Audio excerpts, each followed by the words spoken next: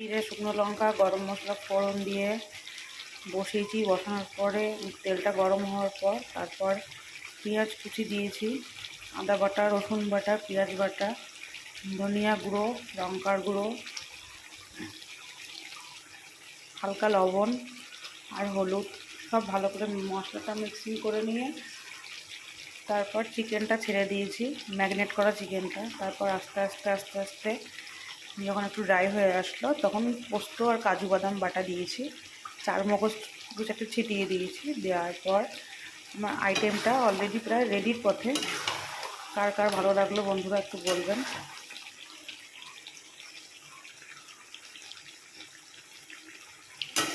হ্যাঁ, তবে বন্ধুরা একটা কথা বলতে, তেলটা একটু বেশি লাগে।